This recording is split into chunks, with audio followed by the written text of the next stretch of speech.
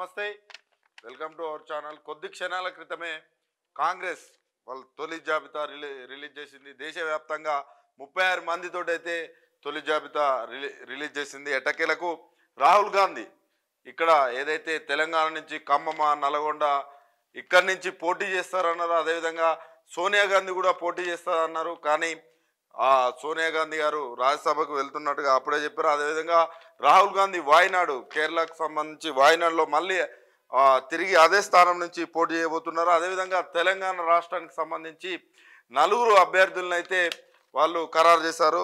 నల్గొండ నుంచి అయితే కుందూరు రఘువీర్ రెడ్డిని అయితే ప్రకటించారు. అదేవిధంగా మహబూబాబాద్ నుంచి అయితే బలరాం నాయక్, ఏదైతే బలరాం నాయక్ కాకుండా అక్కడ బెల్లియన్ నాయక్, అదేవిధంగా నెహ్రూ నాయక్ కూడా ఆ సీటు ఆశించారు. కానీ ఎప్పుడు రేవంత్ రెడ్డికి అత్యంత సన్నిహితుడుగా ఉంటూ వస్తున్న బలరాం నాయక్, అదేవిధంగా వేం నరేందర్ కూడా అత్యంత సన్నిహితంగా ఉంటూ వస్తుంటాడు.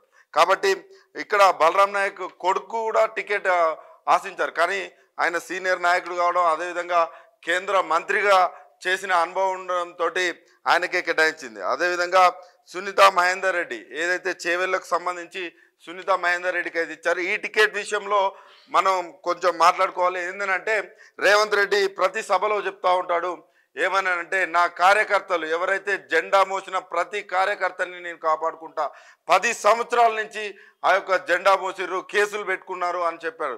ఇలాంటి మాటలు ఏదైతే వాళ్ళ బ్రదర్ కొడంగల్ నుంచి పోటీ చేయడం, ఓడిపోవడం జరిగింది. అక్కడ తనకు మళ్ళీ పోటీ ఉండకుండా చేసుకోవడం కోసం పట్నం మహేందర్ రెడ్డిని అయితే తీసుకురావడం జరిగింది. అదేవిధంగా వాళ్ళ సతీమణికి అయితే ఈ టికెట్ కేటాయించారు. కాబట్టి కాంగ్రెస్ కార్యకర్తలు కావచ్చు, కాంగ్రెస్ నాయకులు కావచ్చు ఆలోచించాలి. అదేవిధంగా మహబూబ్ నగర్ టికెట్కి సంబంధించి వంశీచంద్ర రెడ్డికి అయితే ఆల్రెడీ ప్రకటించాడు, అనౌన్స్ కూడా చేశాడు. కానీ ఇప్పుడు ఆ యొక్క టికెట్ని హోల్లో పెట్టడం జరిగింది. తెలంగాణ నుంచి 1 టికెట్, కర్ణాటక నుంచి 2 టికెట్లు కూడా హోల్లో పెట్టడం జరిగింది.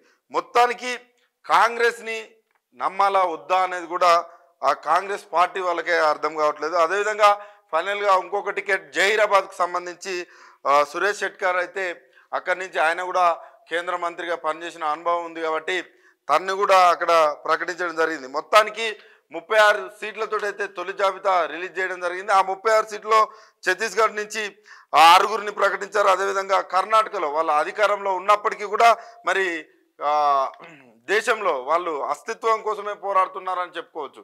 ఒకవైపు బీజేపీ దాదాపుగా 96 సీట్లు ప్రకటిస్తే కాంగ్రెస్ మాత్రం 36 సీట్లకే పరిమితం అవ్వడం జరిగింది.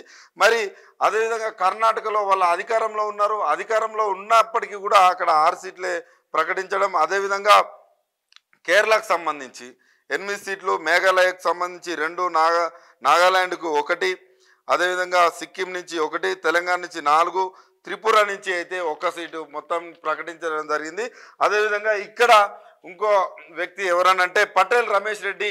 నేను గత వీడియోలో చెప్పాను, మరి రేవంత్ రెడ్డి వర్గీయులకి టికెట్ అనౌన్స్ చేయించుకోగలుగుతాడా అని అంటే ఇందులో మాత్రం ఆయనది పైచేయి అయిందని చెప్పుకోవచ్చు. ఎందుకంటే సునీతా మహేందర్ రెడ్డిని తీసుకురావడంలో ఆయన ప్రధాన పాత్ర ఆయనదే ఉన్నది. ఎందుకనంటే తనకు కొడంగల్లో తన ప్రత్యర్థిని అక్కడ లేకుండా చేసుకోవాలి, ఓన్లీ కాంగ్రెస్ని అక్కడ నేను వన్ సైడ్ చేసుకోవాలన్న ఉద్దేశంతో తీసుకురావడం జరిగింది. అక్కడ టికెట్ ఇచ్చాడు. అదేవిధంగా బలరాం నాయక్ కూడా మొదటి నుంచి ఆయన వర్గం అని చెప్పుకుంటూ వస్తుంటారు కాబట్టి బలరాం నాయక్ కూడా 2 టికెట్లు అనౌన్స్ చేస్తే అందులో 2 కూడా అదేవిధంగా ఇక్కడ ఏది నల్గొండకు సంబంధించి జానారెడ్డి కూడా మొదటి నుంచి రేవంత్ రెడ్డికి సపోర్ట్ చేసుకుంటూ వచ్చాడు. కాబట్టి మొత్తానికి ఇప్పుడు ప్రకటించిన 4 సీట్లలో మొత్తం కూడా ఆయనకు అనుకూల వర్గానికే టికెట్స్ ఇప్పించుకున్నట్టుగా కూడా తెలుస్తుంది.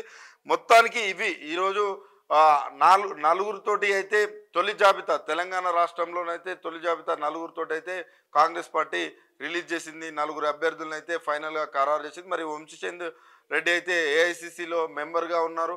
మరి ఆయన టికెట్ విషయానికి వస్తే అది జితేందర్ రెడ్డికి వెయిట్ చేసినట్టుగా తెలుస్తుంది. ఎందుకనంటే ఇక్కడ డీకే అరుణకి, జితేందర్ రెడ్డికి మహబూబ్ నగర్లో టఫ్ ఫైట్ నడుస్తుంది. ఎందుకనంటే ఆ టికెట్ గురించి డీకే అరుణ గారు గద్వాల్కు సంబంధించి ఎమ్మెల్యేగా కూడా పోటీ చేయకుండా ఆ టికెట్ కోసం వెయిట్ చేసింది. కాబట్టి మరి ఒకవేళ బీజేపీ పార్టీ కనుక డీకే అరుణకి ఆ టికెట్ కేటాయిస్తే జితేందర్ రెడ్డిని కాంగ్రెస్లోకి తీసుకురావాలన్న ఆలోచనలో కూడా కాంగ్రెస్ ఉన్నట్టుగా తెలుస్తుంది.